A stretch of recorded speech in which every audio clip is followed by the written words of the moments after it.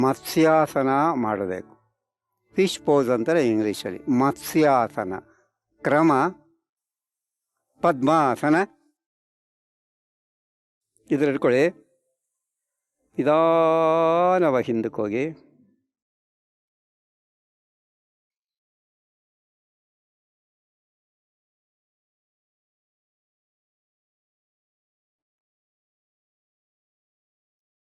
ಈಗ ಹಿಂದೆ ನೋಡಿ, ನೆಲ ಕಾಣಬೇಕು, ಹಿಂದ್ಗಡೆ ಅಷ್ಟು ಪಟ್ಟಿಗೆ ಹಿಂದೆ ನೋಡಬೇಕು.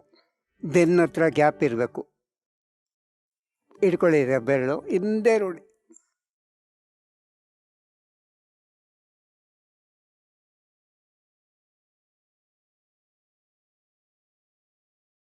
ರಿಲೀಸ್. ಅದು ಏನು ಮಾಡಿ, ಸೀದಾ ಅಪ್ ಬ್ಯಾಕ್ ಮಾಡಿ, ಒಂದು 2-3 ಸರಿ ಮಾಡಿ. ಫ್ರಿಂಗ್ ಆಗ್ಬಿಡುತ್ತೆ ಬೆನ್ನು.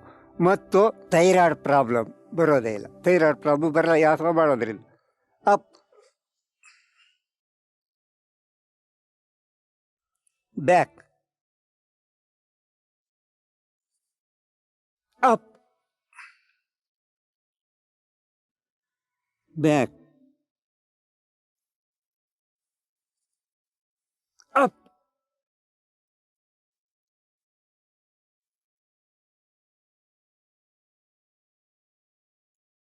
ಮತ್ತು ಲಾಸ್ಟ್ ಮೇಲು ಬಂದಾಗ ಉಸಿರು ತಗೊಳ್ಳಿ, ಕೆಳಕ್ಕೆ ಬಂದಾಗ ಉಸಿರು ಬಿಡ್ತಾರೆ. ಯಾವುದೇ ಆಸನ ಆದರೂ ಕೂಡ ಮೇಲು ಬಂದಾಗ ಉಸಿರು ತಗೋಬೇಕು, ಹಿಂಗೆ ಕೆಳಗಡೆ ಬಂದಾಗ ಉಸಿರು ಬಿಡ್ತಾ ಇರಬೇಕು.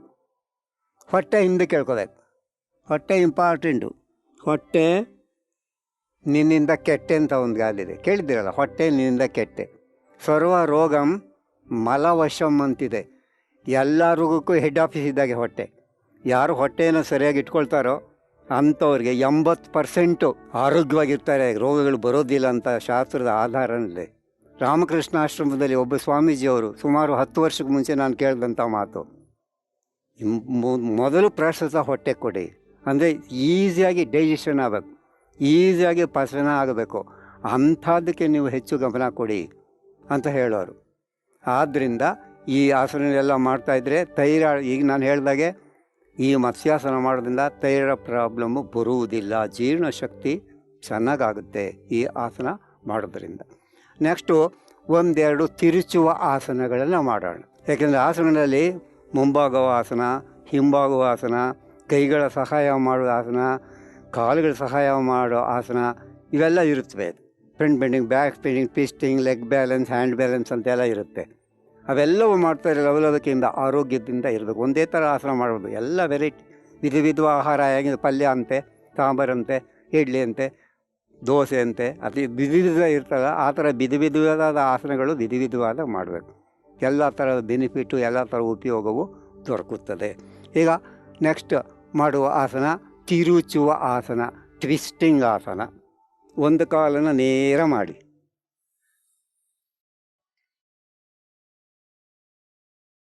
ಬಲಗಾಲು ನೇರ ಮಾಡಿದ್ರೆ ಎಡ ಹಸ್ತ ಹಿಂದಕ್ಕೆ ಹಾಕಿ, ಬಲ ಹಸ್ತದಿಂದ ತೊಡೆಯನ್ನು ಬಳಸಿ ಮಂಡಿಯನ್ನು ಹಿಡೀರಿ. ಈ ಥರ ಹಿಂದೆ ನೋಡಿ.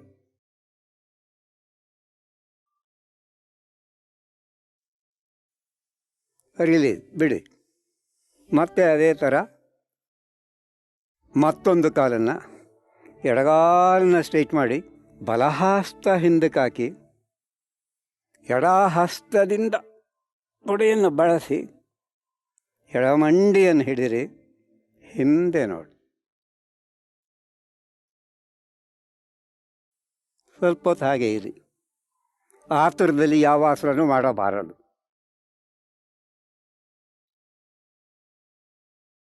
Slow, steady and win the race ಅಂತಲೇ ಇರೋದು. ನಿಧಾನವಾಗಿ ಮಾಡಿ. ಸಾಧನೆಯಿಂದ ಸಿದ್ಧಿ. ಬಿಡಿ.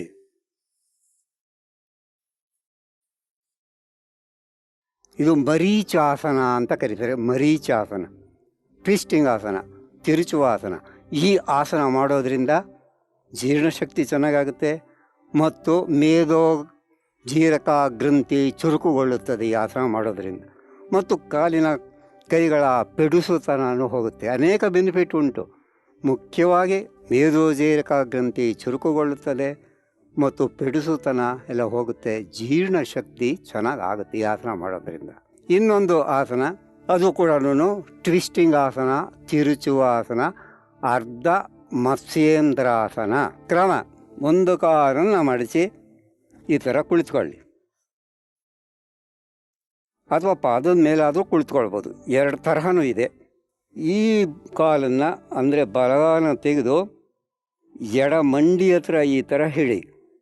ಈ ಎಡ ಕೈಯನ್ನು ತಗೊಂಡು ಬಲಪಾದವನ್ನು ಈ ಥರ ತೊಡೆಯನ್ನು ಬಳಸಿ ಈ ಥರ ಇಟ್ಕೊಳ್ಳಿ. ಬಲಗೈನ ಸೊಂಟವನ್ನು ಬಳಸಿ ಹಿಂದೆ ನೋಡಿ.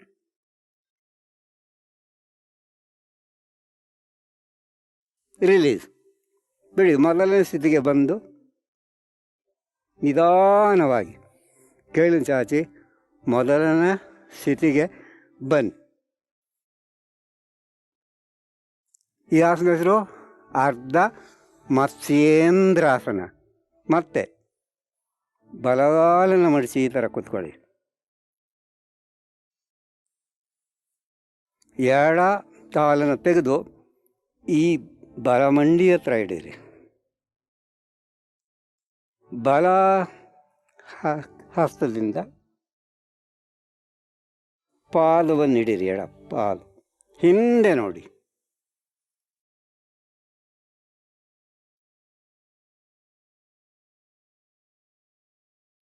ನಿಧಾನವಾಗಿ ಮೊದಲ ಸ್ಥಿತಿಗೆ ಬನ್ನಿ. ಬಿದ್ದೋದಂಗಾಗುತ್ತೆ ಇದು ಸರಿಯಾಗಿ ಮಾಡಿದರೆ, ಆದರೆ ನಿಧಾನವಾಗಿ ಮಾಡಬೇಕು. ಈ ಆಸನ ಮಾಡಿ ನಾನಾಗಲೇ ತಿಳಿಸಿದಾಗೆ ಮೇದೋಜೇರಕ ಗ್ರಂಥಿ ಚುರುಕುಗೊಳ್ಳುತ್ತದೆ, ಪ್ಯಾಂಕ್ರಿಯಾಸ್ ಆ್ಯಕ್ಟಿವೇಟ್ ಆಗುತ್ತೆ ಮತ್ತು ಪೆಡುಸುತನ ಹೋಗುತ್ತೆ, ಜೀರ್ಣಶಕ್ತಿ ಚೆನ್ನಾಗಾಗುತ್ತೆ. ಇಷ್ಟೊಂದೆಲ್ಲ ಬೆನಿಫಿಟ್ ಉಂಟು ಸರಿಯಾಗಿ ಮಾಡಿದರೆ ಮಾತ್ರ. ನೆಕ್ಸ್ಟು ಬದ್ಧ ಪದ್ಮಾಸನ. ಬದ್ಧ ಪದ್ಮಾಸನ.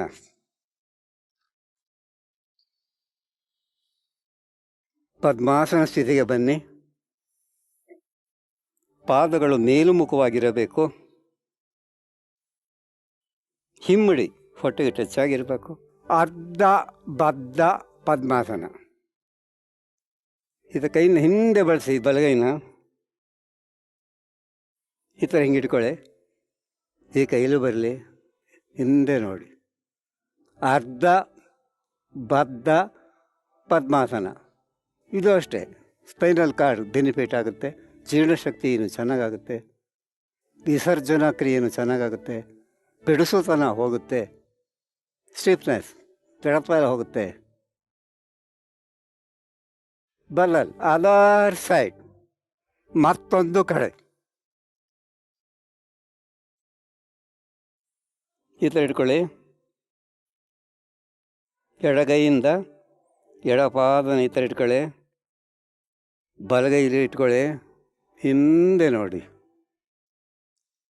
ತಿರುಚಿದಾಗುತ್ತೆ, ಟ್ವಿಸ್ಟಿಂಗ್.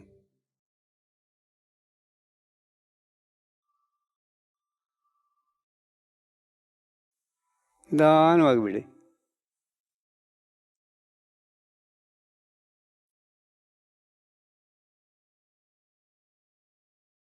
ನೆಕ್ಸ್ಟು ಇನ್ನು ಮುಂದುವರೆದಂಥದ್ದು, ಇದು ಅಡ್ವಾನ್ಸ್ಡ್ ಸ್ವಲ್ಪ. ಈ ಥರ ಇಟ್ಕೊಳ್ಳಿ. ಹಿಂದ್ಗಡೆಯಿಂದ ಎಡಗೈಯಿಂದ ಎಡಪಾಲ, ಬಲಗೈಯಿಂದ ಬಲಪಾಲ ಈ ಥರ ಇಟ್ಕೊಳ್ಳಿ. ಇದು ಸ್ವಲ್ಪ ಕಷ್ಟ ಆಗುತ್ತೆ ಮೊದಲು. ನೇರ ಮಾಡಿ ಬೆನ್ನು ಸ್ವಲ್ಪ ಹೊತ್ತು ಹಾಗೆ ಇರಿ. ಬೆನ್ನಿನ ಪೆಡಿಸುತ್ತಾನೆಲ್ಲ ಹೋಗುತ್ತೆ. ಆದಷ್ಟು ಬೆನ್ನು ಬರೋದಿಲ್ಲ ವಯಸ್ಸಾದರೂ ಕೂಡ. ಸಾಮಾನ್ಯವಾಗಿ ನೋಡ್ತಾ ಇರ್ತೀರಿ ನೀವು, ಸುಮಾರು ಒಂದು 45-60 ವರ್ಷ ಆದವರು, ಅಯ್ಯೋ ಬೆನ್ನು ನೋವು, ಅಯ್ಯೋ ಸೊಂಟ ನೋವು, ಅಯ್ಯೋ ಜೀರ್ಣ ಆಗಲಿಲ್ಲ ಅಂತ ಹೇಳ್ತಾ ಇರ್ತಾರಲ್ಲ. ಈ ಎಲ್ಲ ಆಸನ ಮಾಡೋದ್ರಿಂದ ಖಂಡಿತವಾಗಿ ಆ ವಿಧವಾದ ಯಾವ ಪ್ರಾಬ್ಲಮ್ಮು ಬರೋದಿಲ್ಲ, ಯಾವ ಸಮಸ್ಯೆಯೂ ಬರೋದಿಲ್ಲ. ನಿತ್ಯ ಮಾಡ್ತಾ ಇರಬೇಕಷ್ಟೇ. ಯಾವುದೋ ಒಂದು ದಿವಸ ಮಾಡ್ಬಿಟ್ಟು, ಗುರುಗಳೇ ಹೋದ ತಿಂಗಳು ನಾನು ಬಂದಿದ್ದೆ, ಜುಲೈ ತಿಂಗಳಲ್ಲಿ ಹೇಳ್ಕೊಟ್ರಿ, ಆದರೆ ಯಾವ ಪಿಡಿಸ್ತಾನೆ ಹೋಗಲಿಲ್ಲ, ಜೀರ್ಣಶಕ್ತಿನೇ ಇಲ್ಲ, ಎಷ್ಟು ದಿವಸ ಮಾಡಿದ್ರಿ? ಅದೇ ನೀವು ಹೇಳ್ಕೊಟ್ಟಿದ್ರಲ್ಲ ಅವತ್ತಿನ ದಿವಸ ಮಾಡಿದೆ, ಆಮೇಲೆ ಬರೋಕ್ಕಾಗಲಿಲ್ಲ, ಅಷ್ಟೇ ಮಾಡಿದ್ದು. ಅಷ್ಟಕ್ಕಾಗಲ್ಲ. ಯಾವ ರೋಗನೂ ಒಂದು ದಿವ್ಸಕ್ಕೆ ಬರೋದಿಲ್ಲ, ಯಾವ ರೋಗನೂ ಒಂದು ದಿವ್ಸಕ್ಕೆ ಹೋಗೋದು ಇಲ್ಲ, ಹೋಗಲೂಬಾರ್ದು. ಕ್ರಮೇಣನೇ ಹೋಗ್ಬೇಕು, ಗ್ರ್ಯಾಜುವಲಾಗಿ ಹೋಗ್ಬೇಕು, ಒಂದೇ ದಿನದಲ್ಲಿ ಹೋಗಬಾರ್ದು. ಆದ್ದರಿಂದ ಈ ಆಸನ ಇದು ಬದ್ಧ ಪದ್ಮಾಸನ, ಪೂರ್ಣ ಬದ್ಧ ಪದ್ಮಾಸನ ಅಂತ ಕರಿತೀವಿ. ಅದನ್ನೇ ಸ್ವಲ್ಪ ಮುಂಭಾಗ ಮಾಡಿ ಹಣೆಯನ್ನು ಮಂಡಿಗೆ ನೆಲಕ್ಕೆ, ಹಣೆಯನ್ನು ನೆಲಕ್ಕೆ ಮುಟ್ಟಿಸಬೇಕು.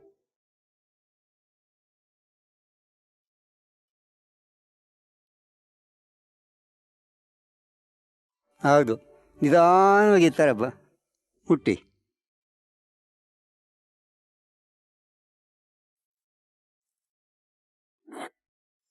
ಹೀಗೆ ಯೋಗ ಮುದ್ರಾಸನ ಅಂತ ಕರಿತೀವಿ. ಸ್ವಲ್ಪ ಅಡ್ವಾನ್ಸ್ ಆಸನ, ನಿಧಾನವಾಗಿ ಬಿಡಬೇಕು. ಮತ್ತೊಂದು ಸರಿ ತೋರಿಸ್ತೀನಿ ನೋಡಿ, ನಿಧಾನವಾಗಿ ಇಟ್ಕೋಬೇಕು. ಮೊದಲು ಕಷ್ಟ ಆಗುತ್ತೆ. ನಾವೇನೋ 36 ವರ್ಷದಿಂದ ಮಾಡ್ತಾಯಿದ್ವಿ, ನಮ್ಮ 50ನೇ ವಯಸ್ಸಿಂದ ಈಗ 86. ಆದರೆ ಮೊಸರು ಸಾಧ್ಯ ಆಗಲ್ಲ. ಇದು ಒಂದು ಕಡೆ ಈ ಥರ ಇಟ್ಕೊಳ್ಳೋಕ್ಕಾಗೋದಿಲ್ಲ, ಅರ್ಧ ಬದ್ಧ ಮಾಡೋಕ್ಕಾಗೋದಿಲ್ಲ. ಆದರೆ ಅಭ್ಯಾಸ ಮಾಡ್ತಾ ಮಾಡ್ತಾ ಮಾಡ್ತಾ ಮಾಡ್ತಾ ಮಾಡ್ತಾ ಸಿದ್ಧಿ ಆಗುತ್ತೆ. ಅದು ಪ್ರಾಕ್ಟೀಸ್ ಮೇಕ್ಸ್ ಮ್ಯಾನ್ ಪರ್ಫೆಕ್ಟ್ ಅಂತ ಹೇಳ್ತಾರಲ್ವ. ಆದ್ದರಿಂದ ಅಭ್ಯಾಸ ಮಾಡ್ತಾ ಮಾಡ್ತಾ ಮಾಡ್ತಾ ನಾವು ಪರ್ಫೆಕ್ಟ್ ಮಾಡಬೇಕು. ಸಾಧನೆಯಿಂದ ಸಿದ್ಧಿ. ಮತ್ತೊಂದು ಸರಿ ನೋಡ್ಕೊಳ್ಳಿ.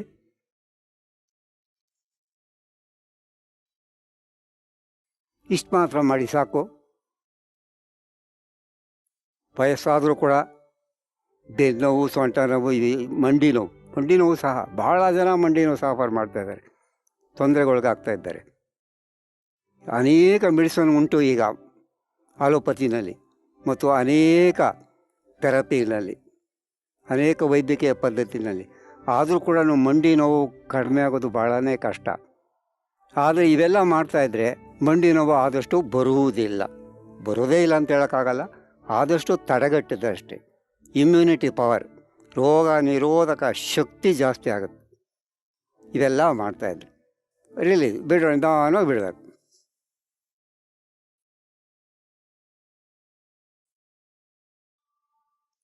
ಮೊದಲಿನ ಸ್ಥಿತಿಗೆ ಬರೋದು. ಮತ್ತು ಸುಸ್ತಾಯ್ತವ, ಇಷ್ಟೆಲ್ಲ ಮಾಡಿ ಒಂದು 50-60 ವರ್ಷ ಆಗಿರುತ್ತೆ, ಸಾರು ಆಗಲೇ ಸೊಂಟ ನೋವುತ್ತೆ, ಬೆನ್ನು ನೋವುತ್ತೆ, ಮಾಡಿ ಆಗ ಶವಾಸನ ಹಾಕ್ಬಿಡಿ. ಈ ಥರ ವಿಶ್ರಾಂತಿ ಆಸನ, ರಿಲ್ಯಾಕ್ಸೇಷನ್ ಅಂತೀವಿ. ಸ್ವಲ್ಪ ಕಾಲ ಅಗಲಿಸಿ ಈ ಥರ. ಕಾಲುಗಳನ್ನ ಸ್ವಲ್ಪ ಅಂತರ ಇರಲಿ, ಹಸ್ತ ಮೇಲ್ಮುಖವಾಗಿರಲಿ, ಚಲಿಸದೆ. Don't shake the body. ಸ್ವಲ್ಪ ಹೊತ್ತಾಗೆ ಇರಿ. ವಿಶ್ರಾಂತಿ.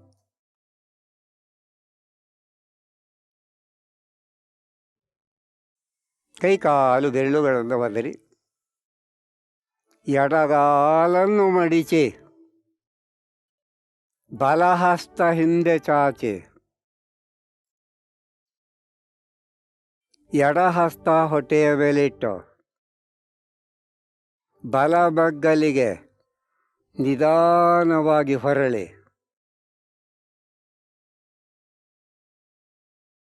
ನಿಧಾನವಾಗಿ ಮೇಲೇಳೋದು. ಆ ಥರದಿಂದ ಎದ್ದೇಳಬಾರ್ದು. ಪ್ರತಿ ದಿವಸನೂ ಅಷ್ಟೇ.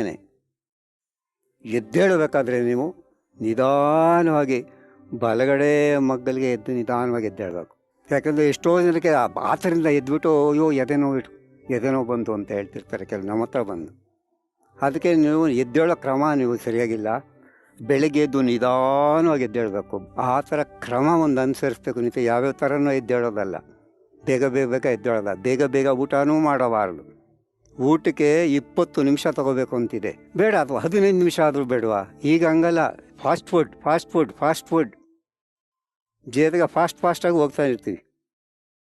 ಆಗಲೇ ಹೇಳಿದ್ನಲ್ಲ ಹಿಂದಿನ ಸಂಚಿಕೆಯಲ್ಲಿ, ನಾಲಿಗೆಯ ಕಟ್ಟಿಹನು ಕಾಲನಿಂ ದೂರ ಇರುತ್ತಿಹನು, ನಾಲಿಗೆಯ ರುಚಿಯ ಮೇಲಾಡಲು ಅವನ ಕಾಲ ಹತ್ತಿರವು ಸರ್ವಜ್ಞ.